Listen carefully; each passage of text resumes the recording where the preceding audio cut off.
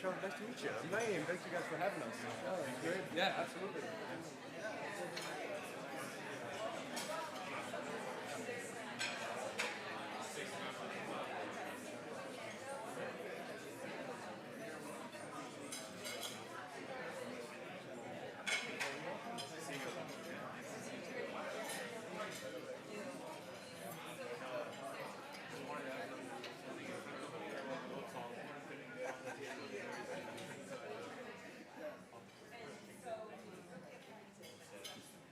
You guys are ready? Let's start it. Yeah, I'm just here to spread the gospel. They're excellent team. Really scientists. Really. And they're actually probably showing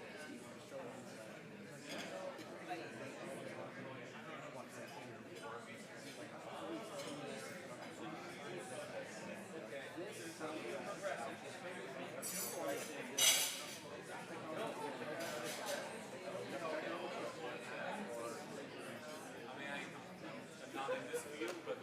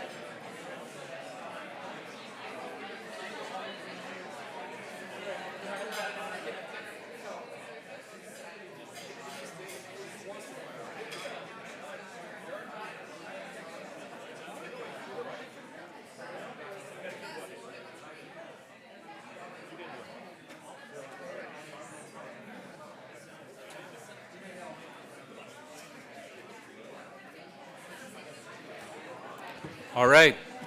Good afternoon, everyone.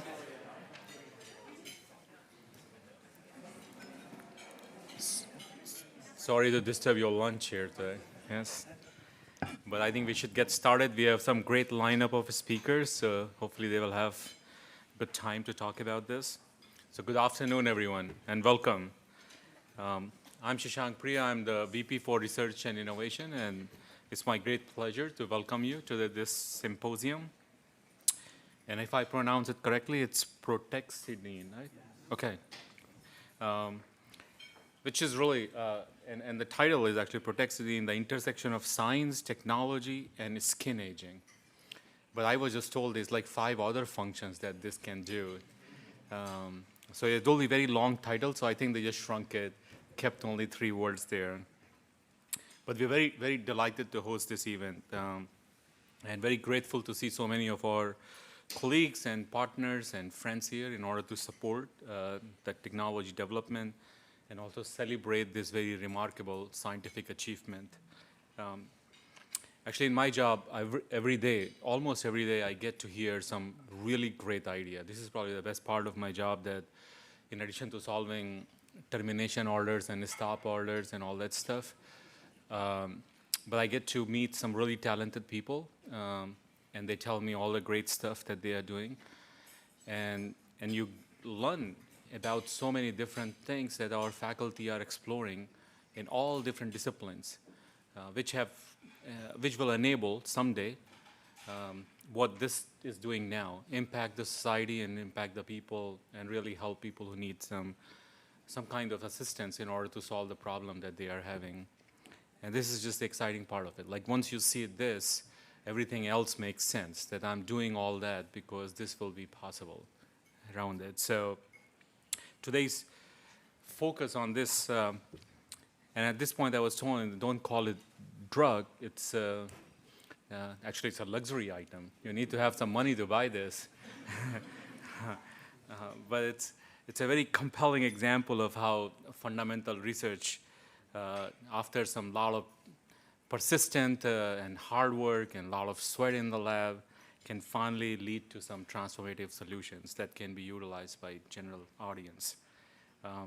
ProteXidine is a patented biomimetic molecule developed at the Center for Drug Design, CDD, here at the University of Minnesota. This innovative compound enhances the skin's natural ability to manage UV-induced damage and reduce the effects of oxidative stress, advancing the science of skin aging and protection. The story of this medicine, or the cream, let's say, begins with the Center for Drug Design, founded in 2002 by Dr. Bob Vance, who continues to lead the center with high distinction. Under his leadership, CDD has produced over 35 US patents and discoveries, spanning anti-cancer, antiviral therapies to Alzheimer diagnostics, and now skincare science. Dr. Vince's past work led to the development of compounds foundational to, hopefully I'm pronouncing it correct, abacavir, a key anti-HIV medication marketed as Jizan, a discovery that has had global impact and brought significant revenues back to the university to reinvest in future innovation. ProteXidine continues that legacy. This molecule doesn't just treat symptoms, it supports the body's own regenerative mechanisms by helping removing damaged cells and signaling their replacement with healthy ones. We're very proud of this technology, not only about its scientific breakthrough and commercial success it will have, but also the science and innovation that went in developing this chemical composition. Also thanks to collaborative efforts of Dr. Abbas Raza, our technology commercialization team, and our partners at Topics Pharmaceuticals. This ProteXidine has been licensed and is moving towards commercialization and broader impact. Actually, this is the type of partnership that we are very proud of at the university. And I don't know if Rick is going to talk to you today, but Rick and his team, and I see Rebecca here, Ken, and Kevin, and so on, they have done just remarkable work. I came here from Penn State 2.5 years ago, and the first, when you do onboarding exercise, and they tell you that since 2006, we have launched 250 startups, and we are like the largest startup creator in the state of Minnesota. And now I think this number is 270 plus startups since 2006. And I think we are going to celebrate in few months 100 startups in last 5 companies. So if you're around, please join us in this big celebration. We'll have great food and drinks, I promise. But it's just amazing. Like, if you think about it, that this university has taken the funds from government, state and federal government, and that's our input. But the output is hundreds of parents each year, hundreds of licenses and deals each year, and 25 plus startups each year. So that impact is very visible that we make here.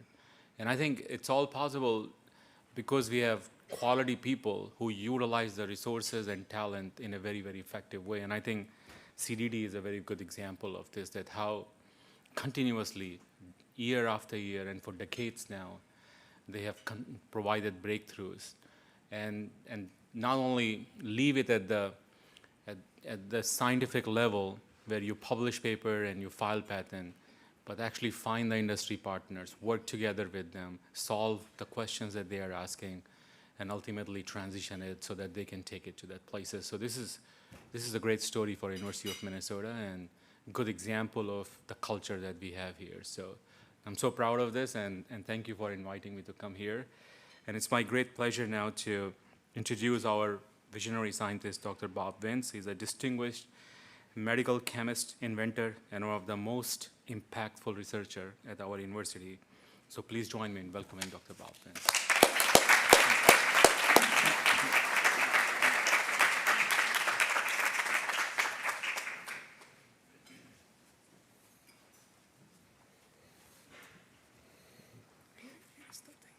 Right here? Okay. Okay, thank you, Dr. Priya, for being here and also allowing us to present some of our technology to the rest of the university. I was asked to just give a few minutes on the history of our center and a little bit about what we're going to be talking about today. Now, I'll see if I can get my slides going here. Which one? This one. Didn't do anything. A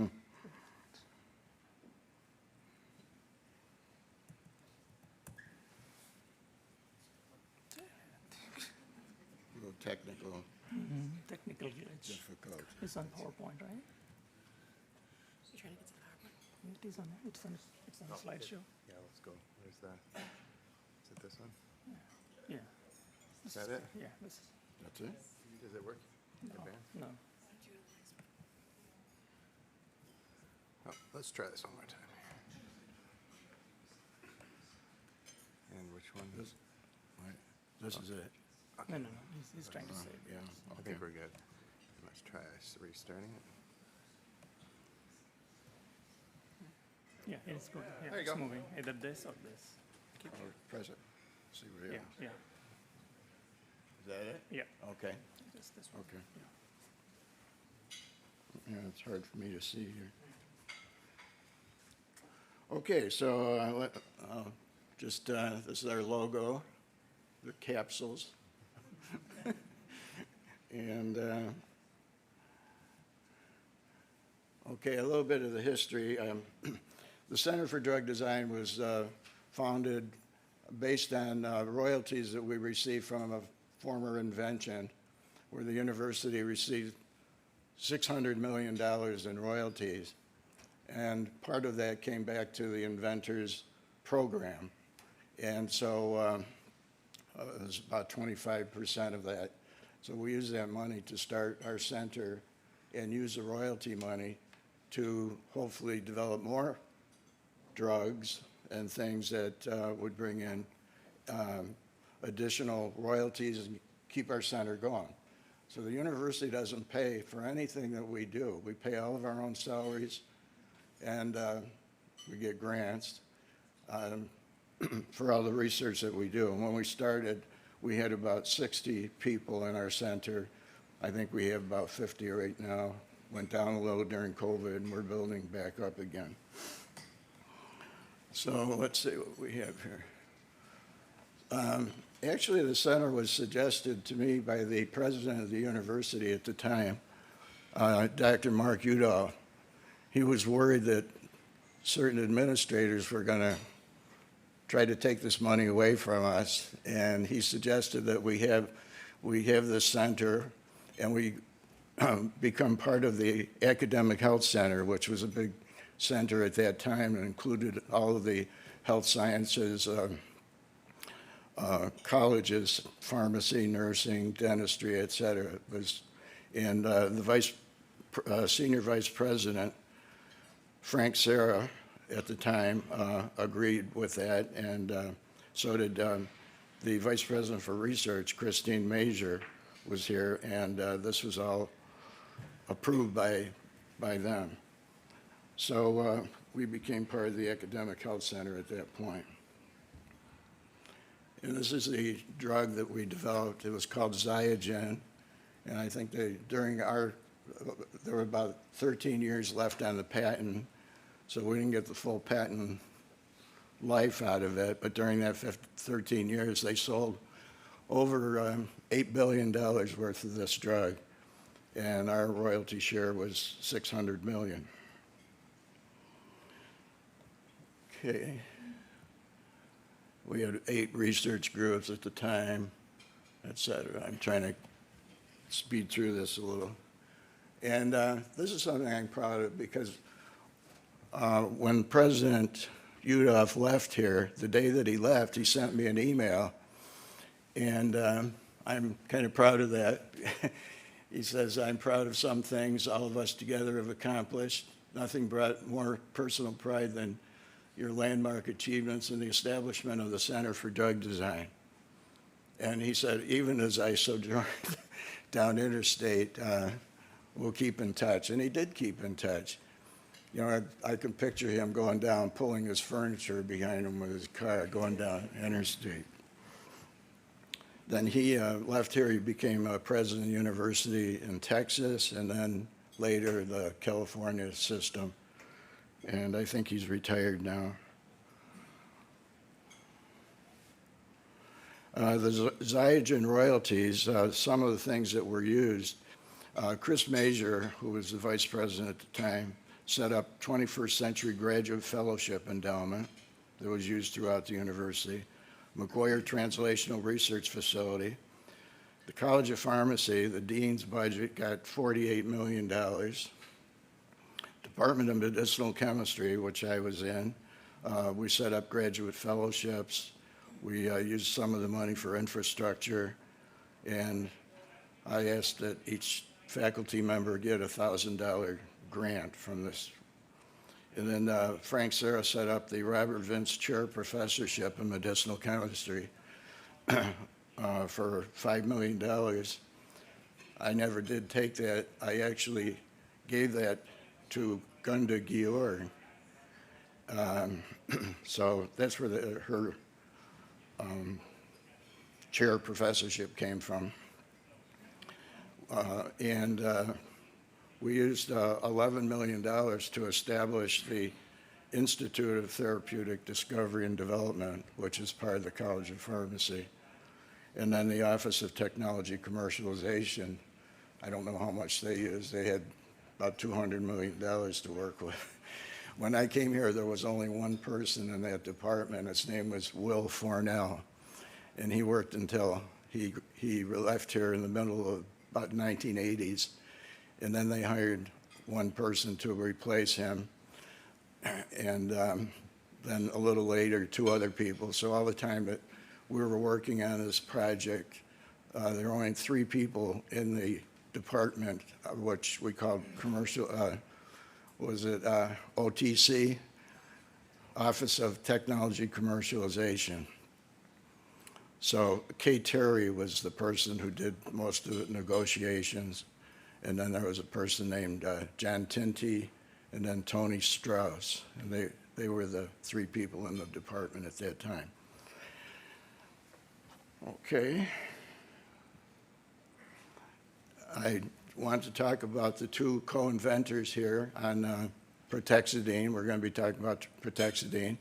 Abbas Raza, Dr. Raza, and Christine Dries over there. We're all equal. There are three equal partners in this. And we came up with this idea, and we said, well, Abbas, if you could do the chemistry. And he did. He made these compounds. He had to keep adjusting the compounds so that they could be formulated into a cream, et cetera. Christine did a lot of work where she had to actually design new glassware and techniques to show that the compound actually protected DNA, repaired DNA. She worked with skin preparations, and so she has done a lot. So I just want to make sure that everybody knows who these, who the inventors are here. And then I want to thank the ICAL Office of Technology Commercialization.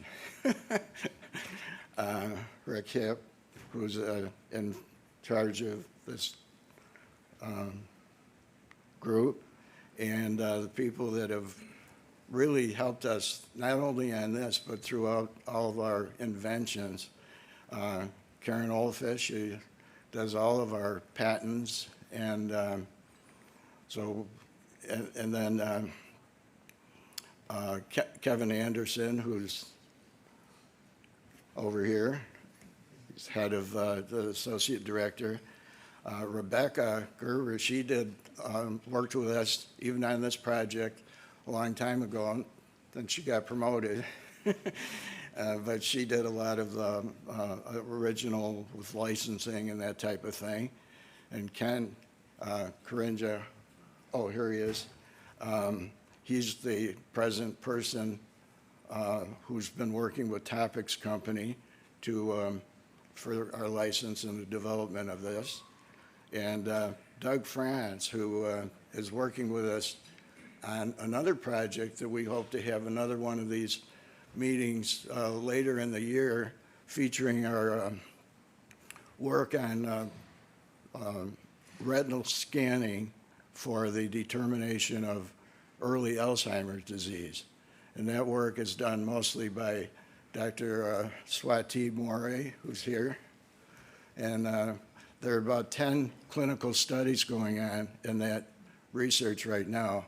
And we should be able to present, have a Retispec company come here later in the year and feature that technology. So anyway, that's all I have to say right now, and I'd like to have Dr. Raza come up here and introduce the speakers, okay?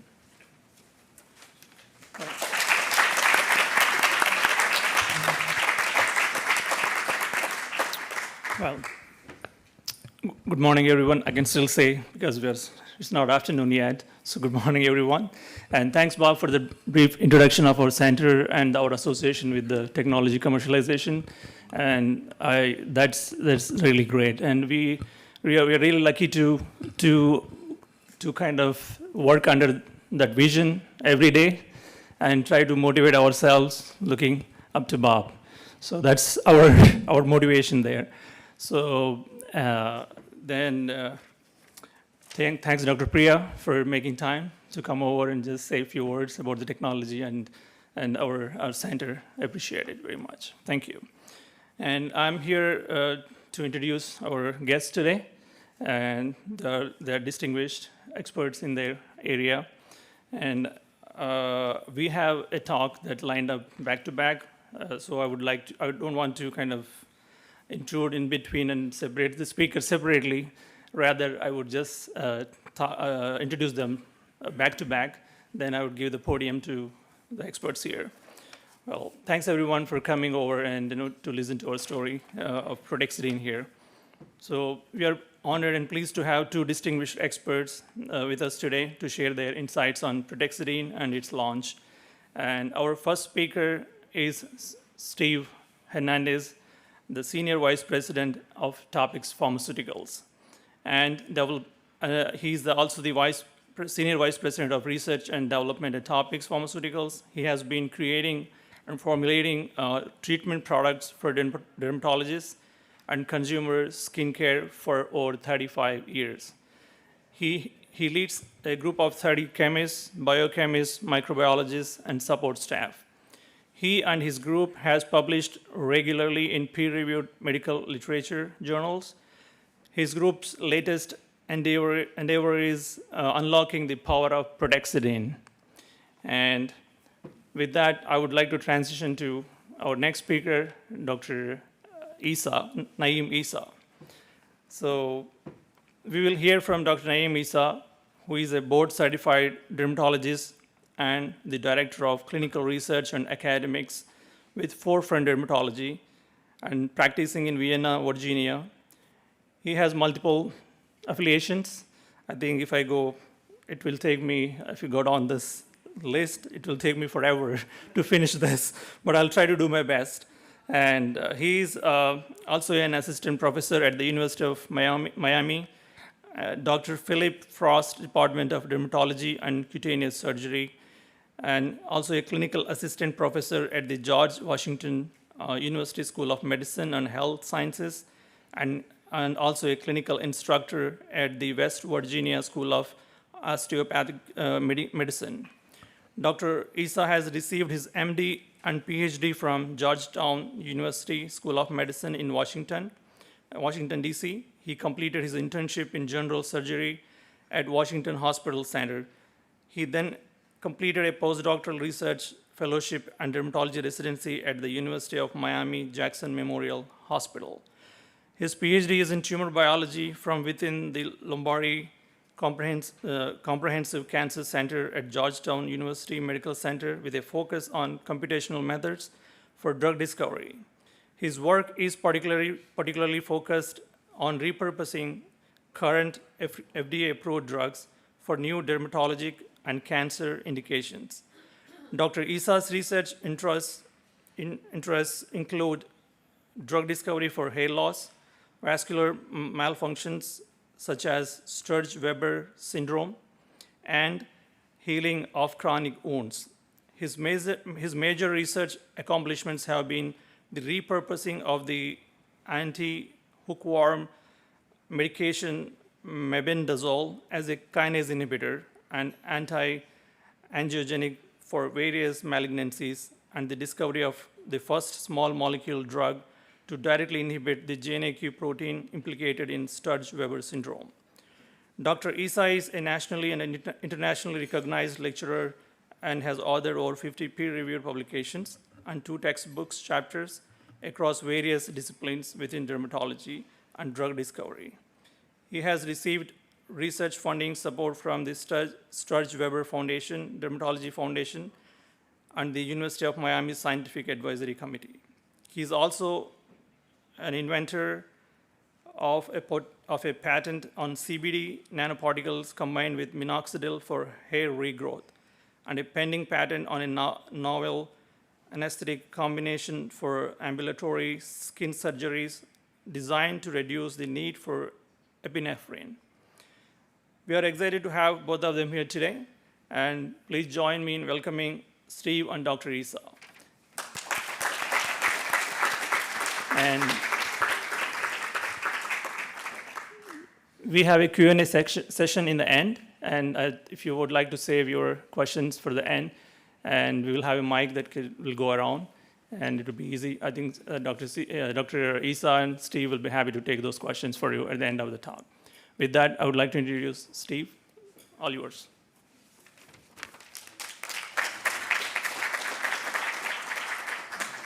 Okay.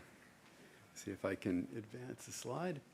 Very good. Thank you for your introduction, Dr. Raza. Thank you, Dr. Vince, and the team for the incredible technology that Kevin Anderson reminded us that we looked at. It's been a bit of a journey a couple of years ago, going back to 2018, in fact.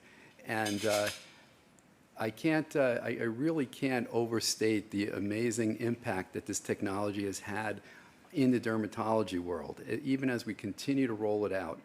What separates this technology and makes it special, and I've seen a lot of different offerings, and I've worked in the industry for over 35 years in commercialization and adapting new molecules to for consumer use.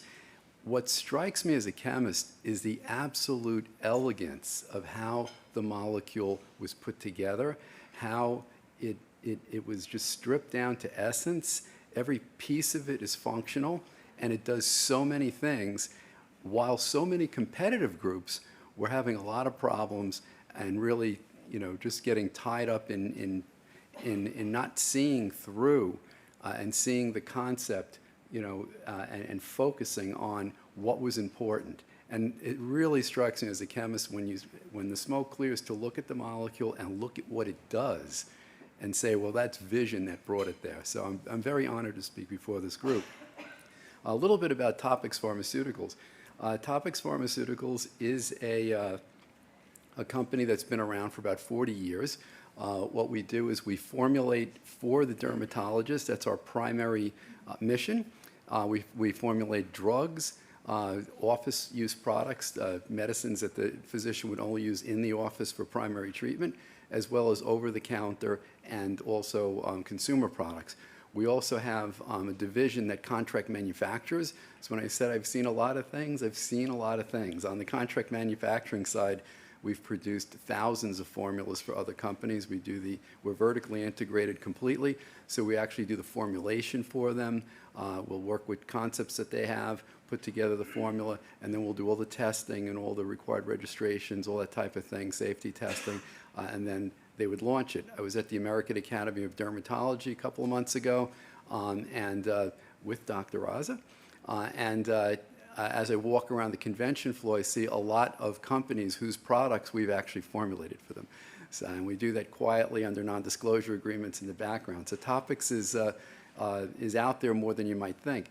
Here are some of the real early discoveries or some of our early, very early wins at Topics, and I'll advance to the next slide. So glycolic acid, it became tremendously, tremendously popular going back to the original patents, Rui Van Yu and Eugene Van Scott, Rui Yu and Eugene Van Scott, and it really changed dermatology. The alpha hydroxy acids were multifunctional, and they did a lot of amazing things to the skin. The problem was that they were terribly irritating. And when we did our research into them, we realized real quickly that it wasn't the AHA itself that was irritating. It was the byproducts that came along when they were commercially produced. Things like formic acid and methoxyacetic acid that couldn't be completely cleaned out of them.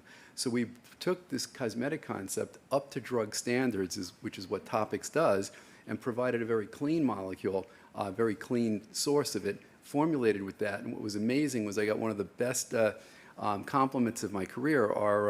An MD, PhD professor of medicine at SUNY Downstate asked me to make him a very high concentration product, and I did. And he came back to me and told me he didn't think it really had that concentration in it.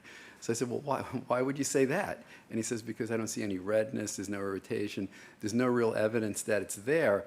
I said, well, keep using it, you'll see the long-term evidence. Then I gave him an HPLC analytical method so that his graduate students can look at it and say, and lo and behold, he said, wow, it's amazing, it is there. So one of the fundamentals that Topics says is we bring cosmetics up to drug standards, and there's a very big impact from that. Next, L-ascorbic acid, real quickly, huge. When it went on Good Morning America back about 30 years ago, Duke University, they patented, Dr. Sheldon Pinnell and Douglas Starr patented the stabilization of L-ascorbic acid. You can look it up on uspto.gov. It's Starr and Pinnell 043. And when I got the patent and read it, the first thing I realized was that it deteriorated over 20% in 12 weeks in some of the data that they had. So I scratched my head and I realized, oh, stabilization to the patent office does not mean the same thing it does to the U.S. Food and Drug Administration. It has a very specific drug definition. So we sought out to make it so it would meet the drug definition. And Topics Pharmaceuticals has a patent on stabilization of L-ascorbic acid. We're in our products. It lasts for 2 years without turning color, and without deteriorating.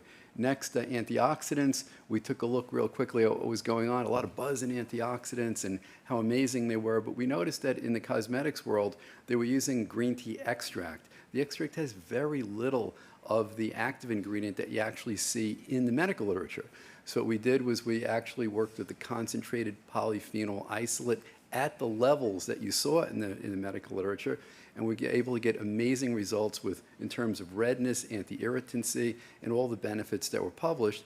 And there's a long path to get there. They're very hard to stabilize, especially in water-based products. Next, we did a lot of work with delivery systems, and I'm proud to say a couple of years back, we were able to publish that we took retinol, which is just a vitamin A, it's what you would take in a vitamin supplement, and by using a proper drug delivery system, we were able to get it to induce the same effects on the skin that retinoic acid will. Retinoic acid is Retin-A, or generically tretinoin, which is a prescription drug. So by having the right delivery system and understanding the chemistry, you can get the non-prescription, in some cases, in the retinol case, to work like the prescription drug. So delivery systems was something that very much overlooked in cosmetics. And again, Topics likes to bring things up to drug standards. So moving forward, this is kind of our focus, what we like to do. So what we do is we're really efficacy driven. I produce a lot of products that go into consumer markets, and in the consumer markets, they are trend driven. So everybody's looking for what's the next big thing? Is it the snow mushroom, or is it ashwagandha, or this or that? You know, they're looking for the next herb, the next buzzword. In dermatology, it's all efficacy. The doctors want to cure the problem. So that's why we focus on really delivery systems and active ingredients and getting things together that'll get us there. We love to publish in peer-reviewed medical literature, and we have a network of over 3,000 dermatologists. So when we give things out, we get feedback from the field, and we're able to fine-tune it and work with our derm network to actually optimize the products. Here are some of the examples of what we've published in. So we've published in with regard to using antioxidants, Dr. Neil Brody there, using the green tea polyphenols and resveratrol, but not in the ways that you'd see in the consumer markets, in very high concentrations like you see in medical literature, and it was very useful against rosacea and inflammatory conditions. Dr. Michael Gold, we work with peptides, and he was able to do a study where he did RF microneedling. That's where they shove needles into the skin and then turn on an RF current between the needles that kind of cooks the skin. And what it does is it makes the skin believe that it's just been totally ripped off, that it is destroyed. And what it does, and it starts, it tricks the skin into believing that, which sends a whole cascade of chemical messages to make new collagen and repair itself, and the effect is quite good. But the problem is the patients are miserable when they go through that. And using our techniques and our products, we're able to shut down the irritation, shut down the erythema, stop the swelling, and really made great strides without using medications that sometimes would work against the patient or would be contraindicated. Dr. Goldman did a big study for us on use of signaling peptides in order to improve the appearance of the face and neck. Dr. Dralos is the one who did that retinoic acid study for us. Dr. Jadego, he had published a vitamin C study for us, and Dr. Issa, who's here today. Just amazing work, and the latest publication is in Journal of Drugs and Dermatology on ProteXidine, and it talks about how the many features of the molecule and how well it works. One of the things that was interesting is some of the other groups are claiming that they can prevent CPDs using photolyases and things like that. We would assay the products, and I couldn't really find photolyase in there, but my assay methods were not really as delicate and as able to detect in the micro quantities as they could be. I spoke to many commercial laboratories out there to see if they could get an assay. SGS, Eurofins, the big names. Nobody could come up with anything plausible. Talked to Dr. Raza, and 3 hours later, he's on the phone with me, mapping out the most amazing assay. And I'm following it along, and I'm going, unbelievable. I spent 3 weeks on the phone with the major commercial companies, couldn't do this, and he just sat down and boom. So it just shows you that when you have command over the material and the chemistry, you can do amazing things. So one last thing that's really interesting about us at Topics is we're fully integrated vertically. So that means we have an analytical chemistry lab, we have a microbiology lab that's headed up by a PhD microbiologist. So as we go down the line, there's a laminar flow hood there. We do all our own microbiology work. Next that's a high shear Silverson mixer. Interesting. You can give somebody something and tell them it's good for them, but you won't get compliance unless it feels really nice and unless they see something right away. So the aesthetics are super important. So we actually work on making the medicinals as well as the cosmetics have a lot of cosmetic appeal because that brings compliance. When you get compliance, you get the result from the medication. That's the picture next to it is high performance liquid chromatography. We do a lot of work on stability studies. That will give you a nice signal showing you if everything's still intact or if it's breaking down. We also use it to do a little competitor intelligence. So we'll go in the field sometimes and collect samples and see what they're putting in their products. At the end is one of my favorite pieces of machinery. It's been tremendously helpful in dermatology, and that's a DNA analyzer. And what we're able to do there is take a formulation and look into it and see, instead of just putting a textbook amount of preservatives, and textbook preservatives are really made for shelf life. So they're kind of, I call it embalming. You put so much preservative in there that it's going to have a real long shelf life. And you don't worry about the 2% of the population who might have a reaction to it. Well, since we sell mostly to dermatologists, that 2% turns into 20 or 30% because these people at the derm office has just been lasered, microdermabrasion, maybe one of Dr. Gold's patients that just got some RF microneedling. So they are super sensitive for months after that.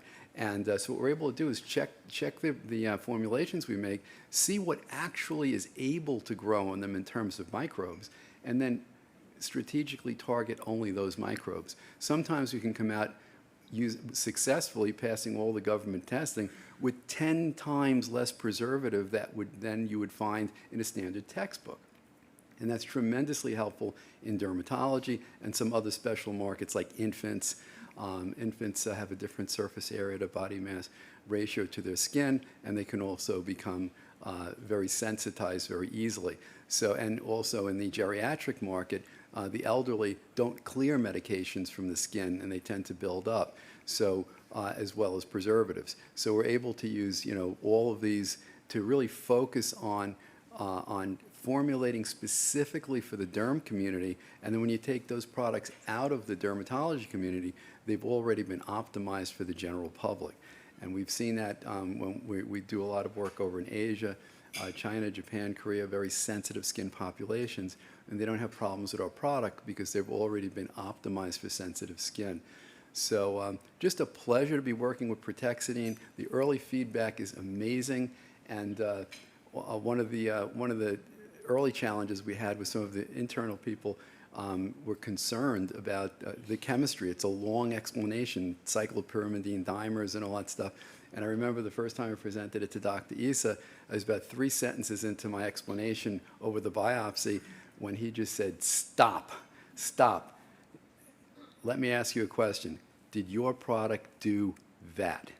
And I was like, "Yes, it did." And he instantly said, "Okay, I want to work with you guys. I have to understand more of how this works." And he became our speaker, and he's an expert in cancer and photobiology. So it was a great fit. But that took away the question real quickly. How do we explain to people this complicated technology? Well, our customer base is physicians. And when we got that reaction was reported back.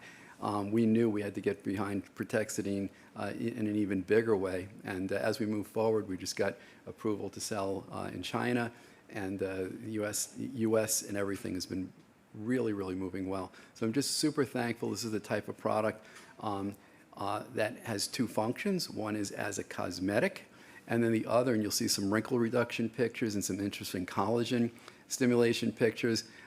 So we have these cosmetic effects, but also, Dr. Issa will be presenting forward-looking data, meaning ongoing research into future drug applications or possible drug applications of the amazing technology. So it's both has cosmetic application as well as future drug application. And with that, I'll turn it over to Dr. Isa.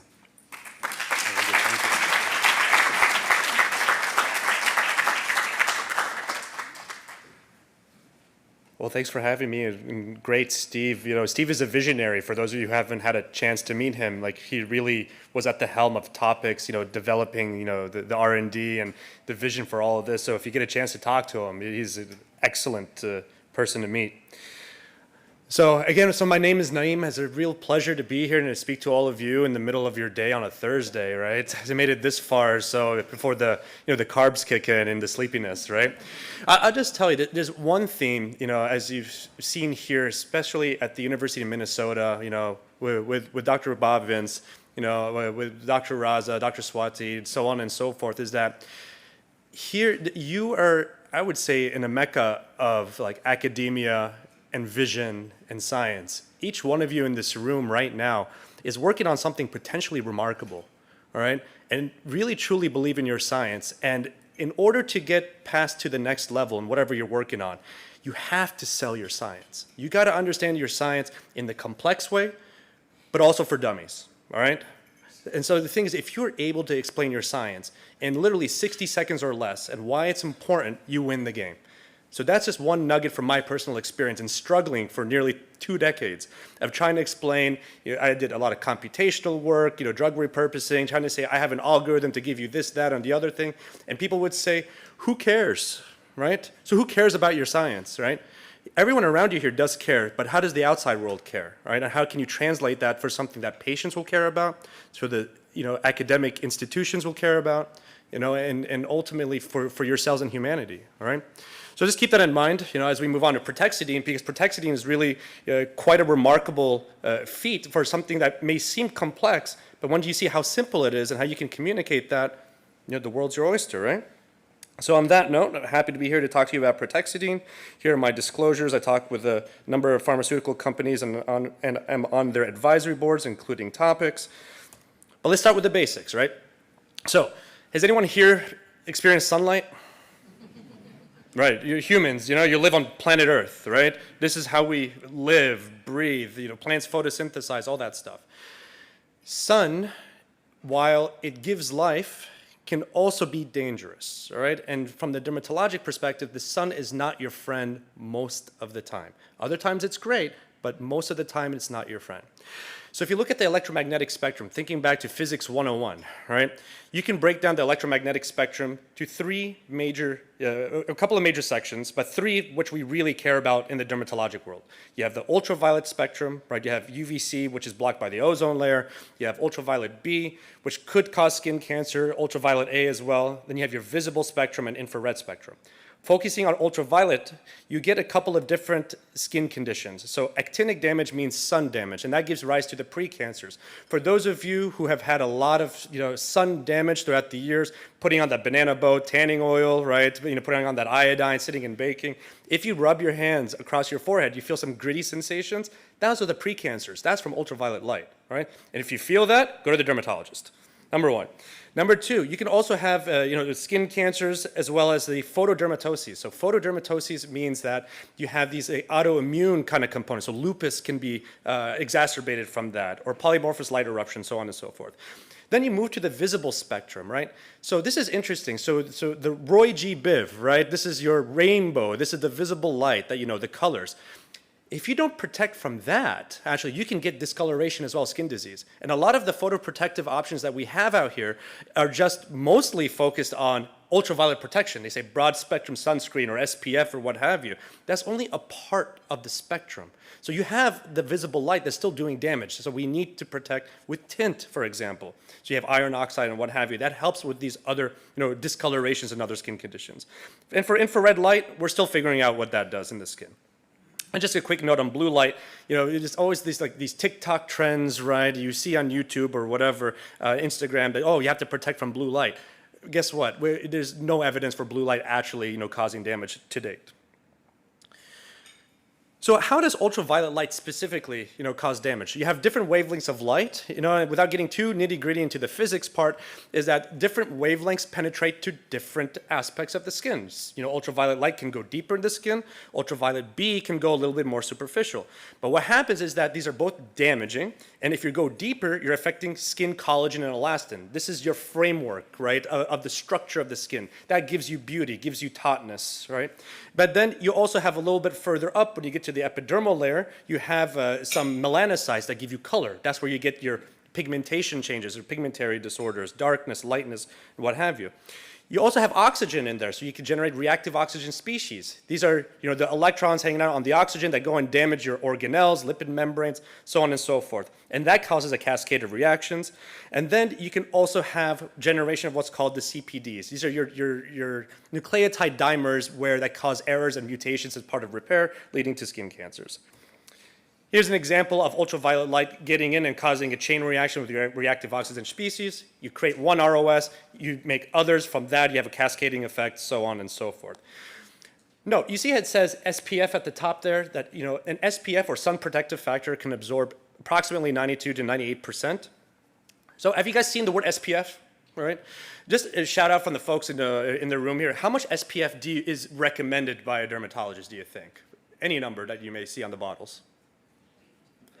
I'm hearing 15 and 30s. Definitely not 15, all right? You want to go 30 and up. 30 puts you in that 92% range, okay? But SPF is only measuring ultraviolet B. It says nothing about ultraviolet A.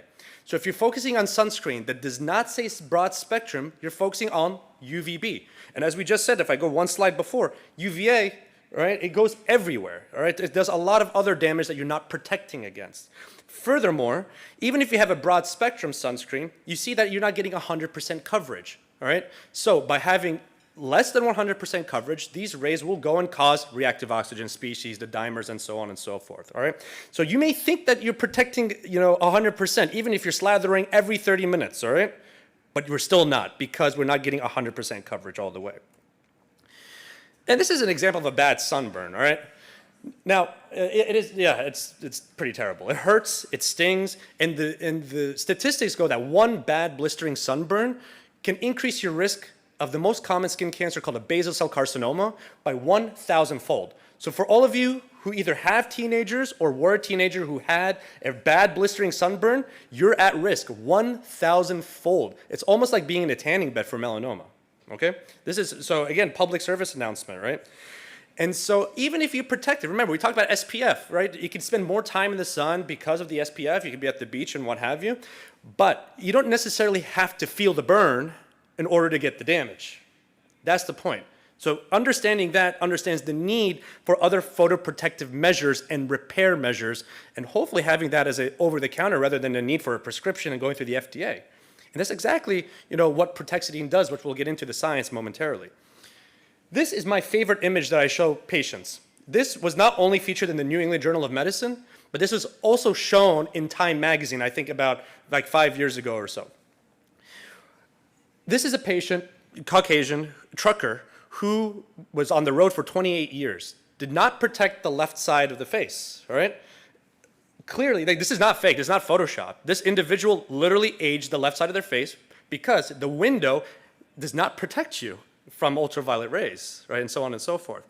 So now, go ahead and look at yourselves in the mirror, when you go home. See if you have more sun damage on the left side of your face or your arm where you hang it out, from the window and so on and so forth. Again, very real damage. And some, cutaneous manifestation of this damage is you can get wrinkling, earlier wrinkling as well. You can have changes in the blood vessels, so you can get redness and ruddiness, and they call it poikiloderma for those who want to be fancy. You can have that melasma, the dyspigmentation in that middle section there.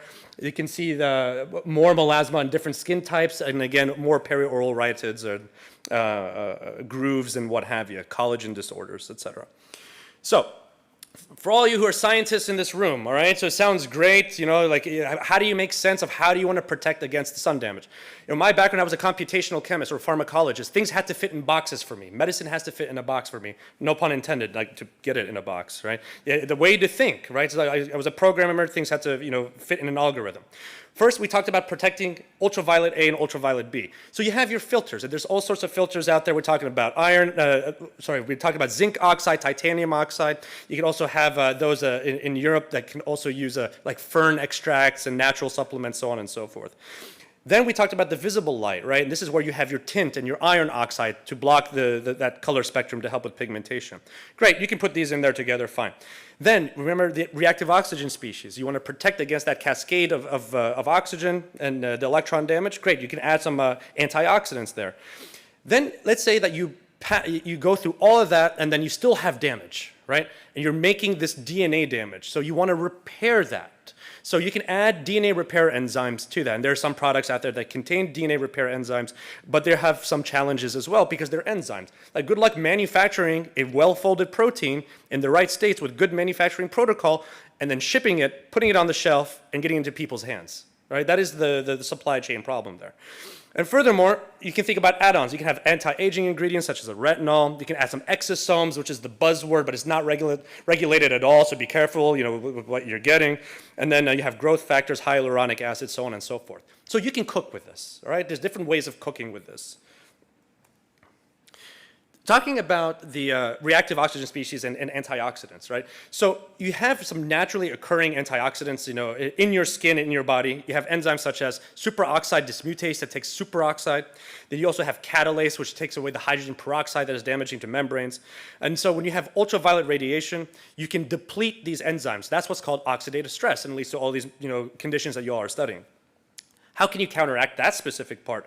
Well, you can increase the expression of those enzymes like superoxide dismutase as well as catalase.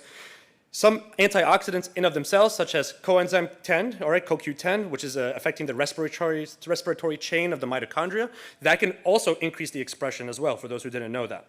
You can also increase proteins such as heat shock protein that can protect the proteins and the folding in this kind of stress environment. You can also apply, as we said, the exogenous enzymes. You can produce it in a lab or some manufacturer and put it on there, but they're difficult to formulate and you may have regulatory hurdles, especially depends on what source that you're using. If you're using a mammalian source, if you're using a bacterial source, or even a human source. You can also develop mimetics from bacteria as well, such as the Thermus thermophile bacteria. Again, it's a difficult thing to accomplish, right? So that's one aspect, right? The reactive oxygen species. Then the other part is the actual DNA damage. And you have another set of enzymes called lyases. And specifically, there's one type called a photolyase. Photolyase is an enzyme that will go and repair the damage. It has to be activated by light, which is also ironic because you want to protect yourself from the light, right? So getting that is also difficult if you want to put a photolyase in. And humans actually don't make photolyases. Humans, in order to get a photolyase, you have to get it from a different eukaryotic organism and manufacture and put it on there too. But you will see that some products may contain that in their sunscreen and other topical products. Then ultimately, you can consider recruiting the enzymes that are going to help repair the actual damage. So there's a whole section called the nucleotide excision repair, which we'll get into momentarily.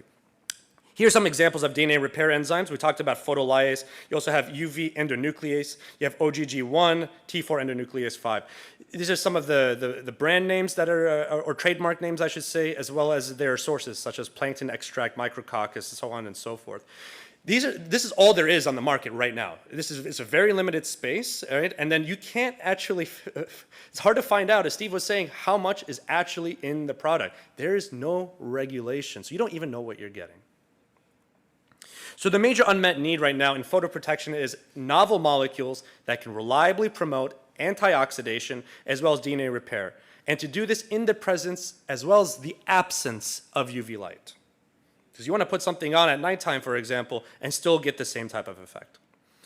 Just a tribute, to my overlords. All right, these individuals are brilliant science. Dr. Abbas Raza, Dr. Robert Vince, right, and Christine Dries.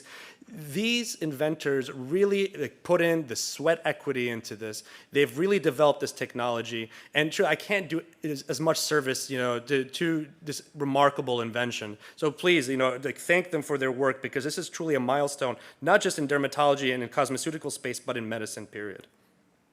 Especially, a tribute to Dr. Bob Vince, right? So he came up with the Vince lactam, right? And so this critical scaffold has led to the discovery of a number of, pharmaceutical agents that we use, at least in my practice, and for those of you who practice medicine out there, on a day-to-day basis, right? And one of them is abacavir, right? One of the first HIV medications that has saved millions and millions of lives. This originated right here. Thank you, Dr. Vance. This is really a remarkable thing, just to think about that history. And furthermore, on a separate note of taking nucleosides and creating a structure called acyclonucleosides, which helps with with production and manufacturing and so on and so forth. And so by creating an adenosine acyclonucleoside, that has led to the development of other ones that we use, such as the antiherpetic medications such as acyclovir and so on and so forth. So getting back to UV radiation damage, right? UV radiation, we're ad nauseum, right? I'm telling you over and over again, it's gonna get into your skin no matter what you're doing. You're doing as best as you can, but still getting in the skin. You're gonna have the reactive oxygen species, and you're also developing the cyclobutane pyrimidine dimers, or CPDs. These dimers is what causes the mutations, all right? So there was early work in the 1990s where someone thought about using thiamine dimers. So specifically, if you're looking, if you're studying your biochemistry and biology, you think about thiamine dimers specifically. When you have the UV damage, you make the dimers, and then you have errors in replication. When you have a thiamine dimer, that can actually cause the initiation of your nucleotide excision repair. So an individual back in the 90s said, okay, what if we just took a thiamine dimer, all right, and by itself, and stuck it onto cells? Can you actually recapitulate an endogenous recruitment of DNA repair? And that actually was proven true in the late 1990s. Taking just thiamine dimer, putting it on cells without light, caused the endogenous repair to be able to come to the fore. However, what it sounds great, and it's a small molecule and what have you, it is unstable, it is very expensive, and is difficult to manufacture. So they tried for over 20 years to get simple thiamine dimers into the market, but failed. It was a logistical nightmare. It could not get overcome. So this is just an example of what a thiamine dimer may look like as a cartoon. I'm sure that's what it looks like inside your cell, but even more realistic here. So you have two thiamines that are next to each other, right? So you have ultraviolet damage, right? And then once you have the ultraviolet damage, they dimerize, and then you have the repair enzyme comes. The repair enzyme comes and cuts, removes, and then you have a ligase, put it together. Again, biology 101. You want to get those enzymes to rock and roll, right? So with that in mind, all right, recruiting the endogenous enzyme from the data that we have from the thiamine dimers, could there be a better way of making a stable type of thiamine dimer as a new molecular entity? And in fact, the team here, right, they have been able to do that, all right? So about maybe 9 to 10 years ago, actually, this idea originated. And so what they did was they made it acycloform. So remember, we were talking about, acyclovir in a few slides prior, and taking an acyclonucleoside. That same concept was replicated here for the thiamines. And they were able to make a low-cost, easily manufactured, replicable, and sustainable method to make this acyclic thiamine type of dimer. And by doing that, the thiamine actually, so let me take a step back, it actually doesn't, it is attached to each other, but will dimerize with an extra bond in the presence of sun, right? So why is that even important, all right?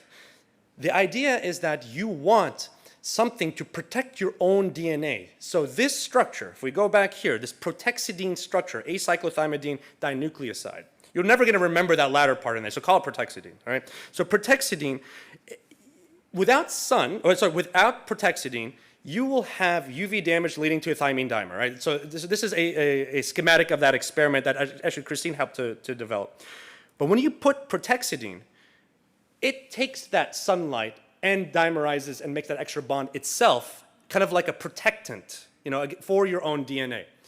But not only that, it will go and actually activate your repair enzymes. So this is a nice schematic, but did it actually do that? Well, yes. I hate looking at blots, all right? I thought I put that way behind me, all right? But it comes back to haunt me. But again, elegant, very elegant type of experiment here, looking at the chambers that the team here had created in order to make this experiment happen. At the top, you see the gel that shows you have your DNA that was put into the chamber. They shined light on it, ultraviolet light, and you see that there are different fragments. So if I move the mouse, at 0 minutes, there was just one fragment, one DNA molecule. And then about 10 minutes later, your nucleotide excision repair was already rocking and rolling, right? So you have some fragment of the original, and then you have other fragments of the cut up DNA, right? That's trying to get repaired. So you'll see more than one band. Then you add ProteXidine, and you repeat the experiment again. And here what you see is that you see the same band at 0 minutes, 10 minutes, so on and so forth. That means that you have protected against making the thymine dimers, and no nucleotide excision repair was needed, actually, for that specific experiment. So that was the first proof of concept there. The second, so that was just, in vitro, right? But who cares about in vitro, right? We want skin, give us skin, right? So here we actually have human abdominal skin explants. So where do we get skin from to do all these experiments, right? It's tummy tucks, right? And so literally the plastic surgeons down the road, what are you gonna do with all that extra meat, right? You give to the university, right? So that they can study it. So what happens is you do the same kind of experiment. So on the left here, you're going to shine the light lamp, right? It has ultraviolet light in it. And the red immunohistochemistry is showing these dimers, right? These CPDs. It's a lot of them. You shine it, a couple of minutes later, 30 minutes, or what have you, you start to see all of these dimers. But if you have ProteXidine-treated human abdominal explant skin, you see that the amount that is actually produced is much less. So this is an in vivo, very realistic proof of concept showing that you're protecting against the ultraviolet light. This is more some electron microscopy here that you're seeing as soon as about 1 hour in after shining light on this abdominal explant with no ProteXidine, you start to see the CPDs, and then 8 hours later, it's CPD city. It's all white everywhere, all right? And then 24 hours later, you're seeing some of that clearance because your DNA nucleotide excision repair is kicking in. But what about when you're adding ProteXidine? At 1 hour, a very minimal CPD production. At 8 hours, minimal CPD production, and then at 24 hours, it's all cleared, right? So you can see it's a night and day difference between the ProteXidine treated and the vehicle treated abdominal human explanted skin. And actually, this is, for me, is the most exciting part here. It's like, yes, you showed that you can protect against the damage. You're showing that you could remove you could get the repair. But what is that in between, right? You want to, as part of your theses, right, or whatever that you're working on, you want to show that like true mechanism, right? The mechanism here is that truly you are recruiting the endogenous DNA repair enzyme. And actually, this is not even published yet. This is confidential information that we're showing up here, is that you're getting a higher expression of this enzyme here. And for those who are astute in the room, right, which is every single one of you, you probably have heard of different conditions or can imagine conditions where you may have issues with repair enzymes leading to different disease manifestations. And we can theorize that we may harness this technology furthermore to look into those kind of conditions and maybe helping to treat those, right? So maybe more to come in the future, from this kind of tech. Great, so we have the proof of concept, we did stuff in the lab, all right? So where does it go next? Then you formulate it, right? So you have ProteXidine, then Topics comes in, Steve and Abbas meet, and they said, okay, let's make some cool stuff before we talk to their dermatologist. So they made a couple of different formulations, some with sunscreen, some with like anti-aging properties, and so on and so forth. Then they showed me the data and said, okay, we did the abdominal skin explants with the 4 different formulations. Can you tell us what the data looks like? Well, again, in every single formulation that is dermatology relevant for what I can put on your skin, we were able to recapitulate that those skins that were treated with ProteXidine had less CPD formation and they were clearing after 12 hours. You see a theme here? Less CPD, more clearance with the ProteXidine. It's as simple as that, but powerful. Simple, but powerful. But if you do have some damaged cells, right? Let's say, okay, look, nothing is perfect, right? What happens to damaged cells or apoptotic cells, right? Because what happens is when you have DNA damage, right, the cell's either going to turn into cancer or they're going to want to try to clear. Well, with the ProteXidine-treated skin, you see that those apoptotic cells are getting cleared real fast, right? Within 12 hours, you see those pycnotic nuclei getting right out of there. And that's exactly what you want, because you don't want necrosis. You don't want a fiery death of these these irradiated keratinocytes. You want them nice, clean, and get them out of there. And you really see that with the ProteXidine treated skin. So now we'll briefly shift gears. So we talked about mutational damage, DNA repair, and what have you. But what about just like your collagen, right? We talked about that depth of the skin. We have the collagen and elastin in your skin structure, right? So as part of aging, right? Aging can happen in two ways. You have your intrinsic aging. This is just the way you're built, right? At some point, we're just going to age, even if you sat within four walls for your entire life. It's your biological clock, right? But also if you have extrinsic exposures, these such as pollution and UV light and so on and so forth, and stress, etc. Glycation from eating sugars, like the meal that we all just ate, is going to make you age, right? I'm going to eat it too, don't worry. But so we're all going to age from this stuff.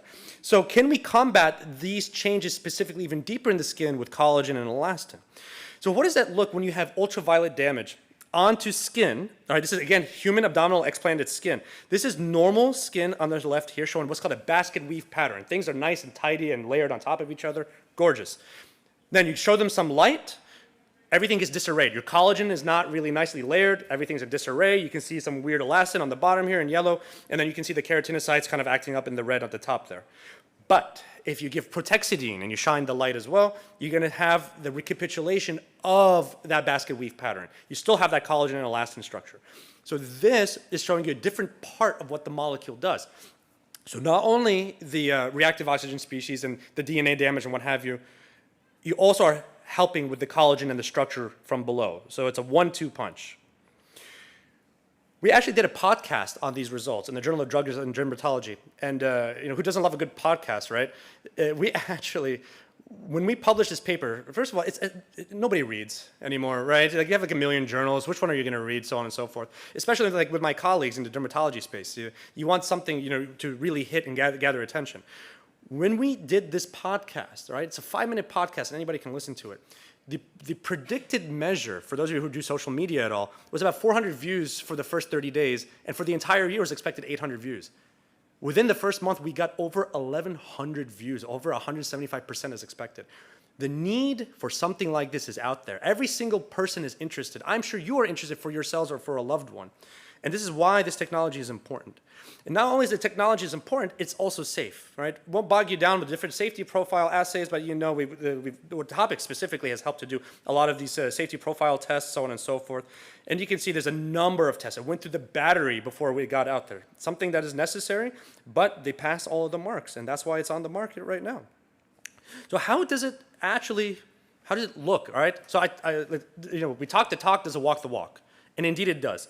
Here you have a formulation called ProteXidine Defense, and ProteXidine also can play nice in the sandbox because you can also include a number of other ingredients such as arbutin and maybe retinol and what have you, and it can be stabilized together to give you the ultimate products.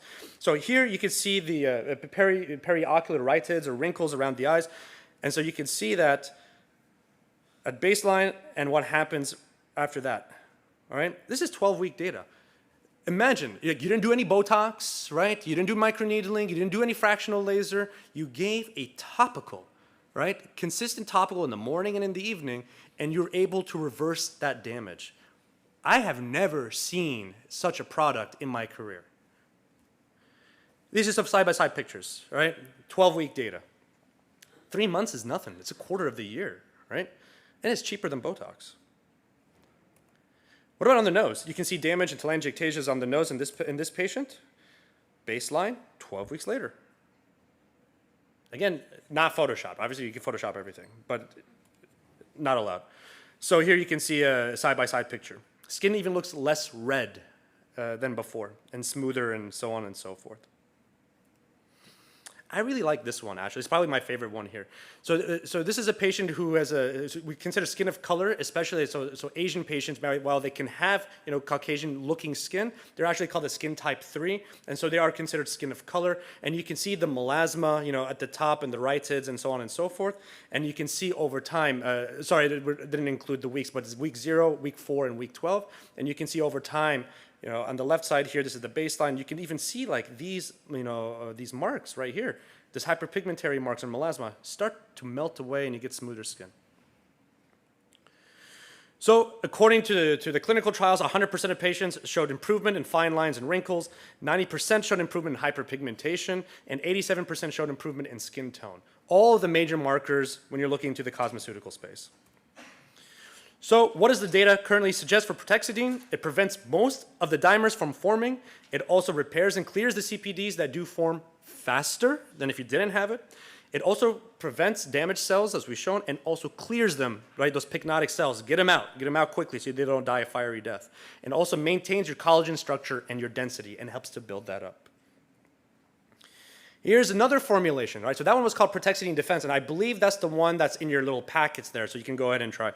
Now here you have an age-defying eye cream. I actually gave this to my mother. It's not my mother on the screen, but I gave it to my mother, right? And I said, try that. You know, she's a little worn down maybe from me. But the thing is that her eyes started to look like these results in just 4 weeks, right? You can see on this microscopy here on the left side, look, it looks like the Sahara Desert, right? You have all the cracks here, you know, it's not, it's needing hydration and so on. But 1 month later, like we don't typically look at endpoints in dermatology or in clinical trials at 4 weeks. We look at 12 weeks, 16 weeks, 52 weeks. 4-week data for iritis or wrinkles, phenomenal.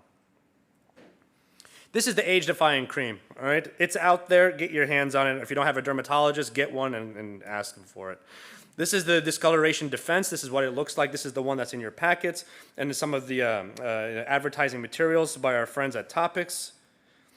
And don't forget, a tribute to Topics is that they formulate and they do science really, really well, you know, with these assets. So they took ProteXidine and they gave you, you know, the discoloration defense and the age-defying cream, but they also have these other, you know, the vitamin C, you know, that's been stabilized for 2 years, which is remarkable, the glycolic acid. They have a whole array of products, you know, at your disposal.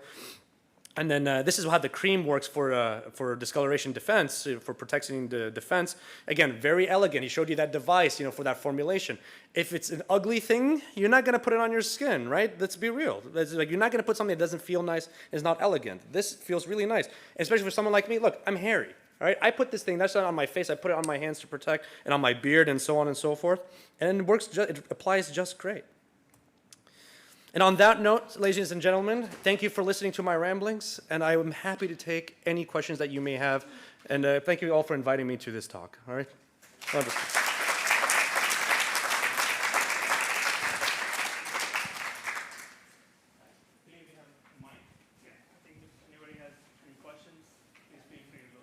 If you have any questions, just stand up and raise your hand.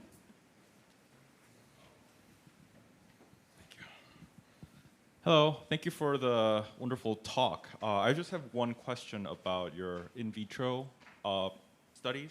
Have you performed France diffusion assay as part of your preclinical study to test the in vitro permeability and release of active form formulation?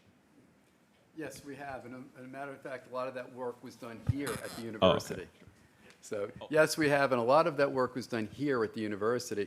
And that was one of the things that originally attracted us to license the molecule and actually try to, you know, work with it and commercialize it, was that the university had done, I mean, it was a complete package with a bow on it.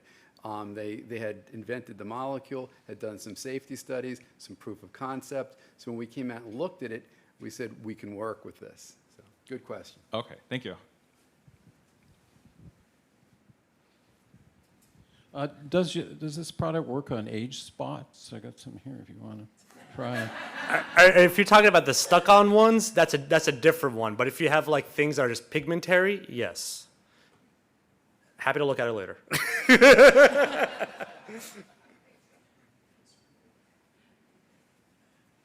one thing I should mention there is that it was also formulated to be used with very popular dermatological regimens. So, for example, this one that's called ProteXidine Defense was originally called discoloration defense, and it was part of a melasma or a skin lightening regimen. And because of its properties and the way that it works cosmetically with UV light. So it's used in a lot of different types of regimens, and it's multifunctional, and that's one of the things we really like about it. I was just going to say thanks so much for your talk, and I'm excited, your talks. I'm really excited to try my sample. But I did want to ask, this is kind of unrelated, but I couldn't help but notice up there the ingredient list, the hot ingredients, the exosomes, and the Arabidopsis thaliana. And I did my PhD in Arabidopsis, so I had to giggle, because I actually saw that on a product about 6 months ago, and I was like, what is that? Do you know anything about that? They're just grinding up plants and... So sometimes they have these extracts, right? That they say that magically, if you dump the extract on there, that you may have certain, changes in appearance, right?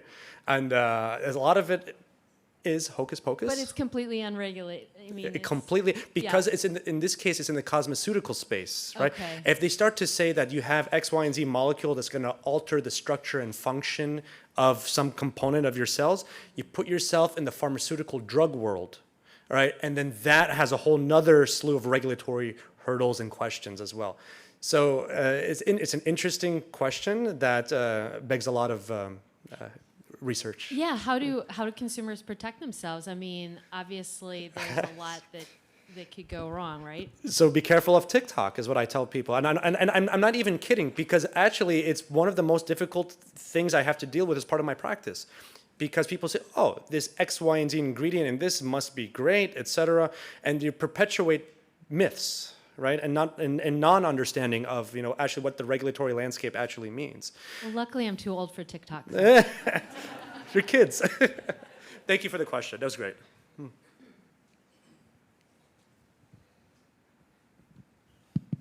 Thank you for the nice talk. I have one question regarding the mechanism. Like you said that the CPDs are formed and the ProteXidine will protect from this thing, but how it will clear those, like in a damaged screen? So is there any? So if we go back to here, let me go back to the slide. So we're talking about this is the protection part, right? Where you see making less, but then in terms of clearing the dimers, right? The clearing the cells. So you are activating the nucleotide excision repair. So where's the? Okay, so this mechanism right here. The original, so back in the 90s, the thymine dimer by itself, if you dump it on the cells, you can activate nucleotide excision repair, right? So then when they developed ProteXidine here, right, again, stable molecule, and then they put it on and onto the cells that are damaged. Actually, you put it onto the cells, one, it can protect the cells from getting damaged, their own DNA, right? So it's a decoy in a sense there. But then once the ProteXidine gets damaged itself, it then activates that nucleotide excision repair. That's why, I'm sorry, not this slide, but that's why you see the clearance at the 24 hours. So it's a 1-2 punch. Protection at one layer, so the ProteXidine itself gets damaged. And damaged ProteXidine will cause the DNA repair enzymes to come through. And they showed that, with this stain for XPC, the enzyme over here. They have an increased expression of that repair enzyme in the presence of ProteXidine.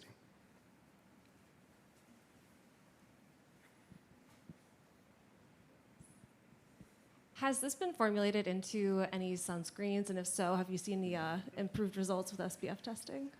Yeah, that's an excellent question, and I'll tell you something that was very shocking to me as a chemist, because I spend the last more than 35 years, me and my group formulating sunscreens, and I go way back formulating sunscreens.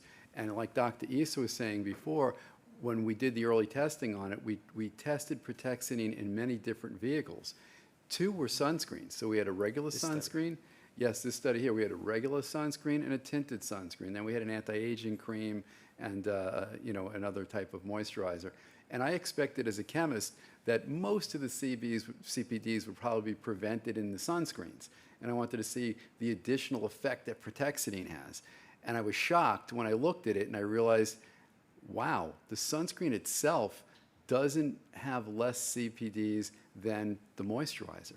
So that was an epiphany moment where I stood there and I said, wait a minute, sunscreens are very, very, very good at shutting down the erythemal response. They're real good at stopping you from burning. They're not so good at stopping you from forming CPDs, which is really the real marker of cancer. and or potential future skin cancers, I should say. So people put on an SPF 50, they think they're bulletproof. People think linearly, one-to-one relationship, so they think if 50 is about twice as strong as a 30. Neutrogena has a 70 out there. Don't ask me how they do that because the legal limit is 60. But in any case, what happens is, I should say I don't know how they do that, but in any case, what happens is people put the things on, these high SPF numbers, and think they're bulletproof, and they stay in the sun. And they're not getting burned, but they're building up all the true markers of potential future skin cancer. So, and when you ask the industry, the government tracks money spent on public education. They're saying, well, we're educating more and more. And it's working. People are using more sunscreen than ever before. So why aren't the cancer rates dropping? And when they ask the industry says things like, well, it's the ozone layer, or people don't put it on the right way. And there's a lot of different excuses as to why things are not getting better. But you know, common sense would tell you a big chunk of why things are not getting better is because you shut off the erythemal response. People would normally go, oh my goodness, if somebody said, you're getting a little red, get out of the sun. That doesn't happen anymore. People stay on the boat, on the golf course, at the beach, whatever, and they're getting all that damage. As Dr. Issa mentioned before, they're building up those CPDs, and that's why, even though people are using more sunscreen than ever before, they're not protected. The other thing that he pointed out rightly and very importantly is that SPF only deals with UVB. And what happens now is there was a lot of talk about the so-called dark CPDs, and these are CPDs that form when the light source is removed. Well, you see from the slide here, 4 hours and 12 hours, that there's a development period to form the CPDs. They're ROS triggered, a big portion of them, reactive oxygen species. So what happens is most of them do form after the light source has been pulled away over the 4-hour period. So there's just a lot going on and a lot of misinformation out there, and I think ProteXidine is well suited to really protect the public and close that gap you see in treatment. Great question. And just some of that, that formulation with sunscreen is actually in this paper as well, if you would like to read it. And we're formulating a new sunscreen now, trying to make it a little bit more elegant and nicer feeling, but 2026.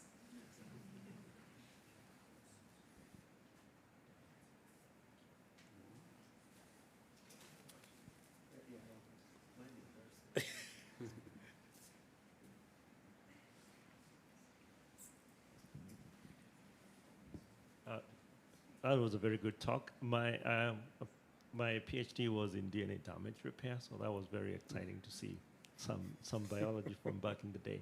My question, 2 questions. So if I come to you as a physician, do I just come to you and say I want that, or do I have to have an issue for you to?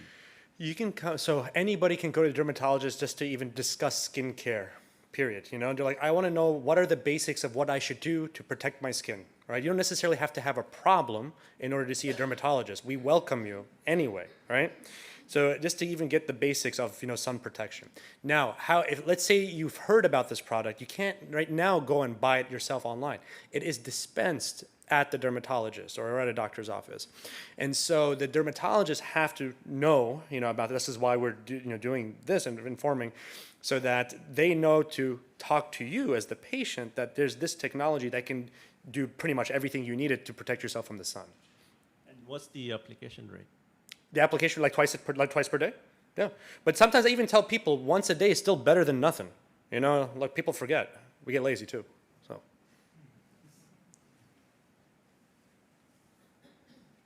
Well, on that note, I think if there's no other questions, thank you all for your attention and enjoy your day. Thank you.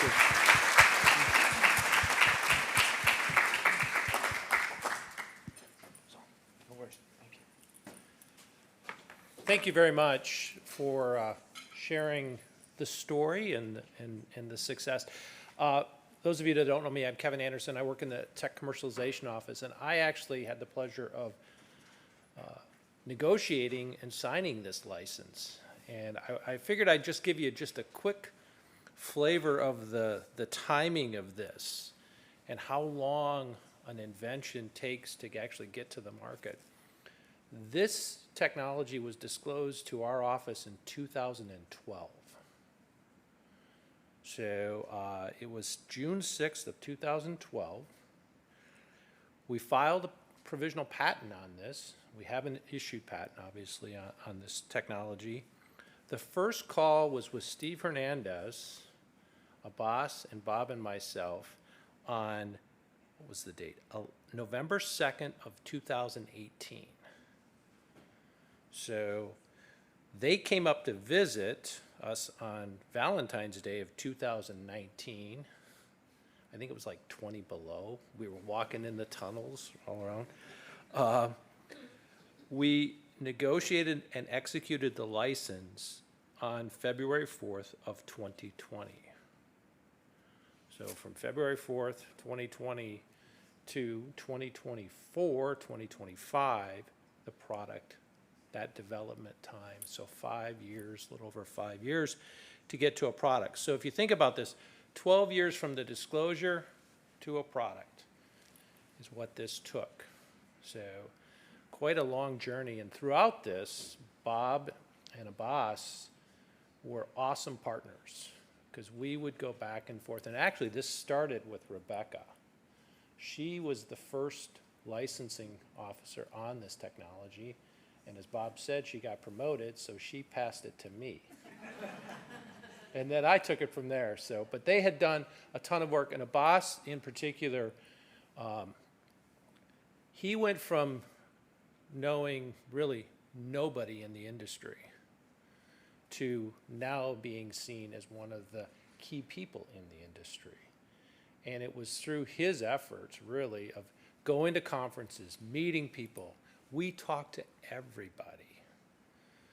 Large manufacturing, chemical ingredients manufacturing companies, to all the big cosmetic companies, and even some pharmaceutical companies over the many phone calls and that. So it's really through a lot of the work that Abbas and Bob helping and supporting Abbas to do this that we were able to find topics. He found topics at a conference, and he would come to, he would come to the office, and he would had a spreadsheet of who he had talked to, what he had talked to them about, and he said, we got to talk to topics. And so subsequently we had that conversation, and here we are today with a number of products that are on the market and a successful commercialization. So I just want to thank you and Bob and Topics. This is exactly what we need in commercialization, is that partnership between the inventors, the researchers, and our commercial partners. So thank you very much for your commitment to this. With that, I think we're adjourned, done, right? Have a great day, everybody. Thank you.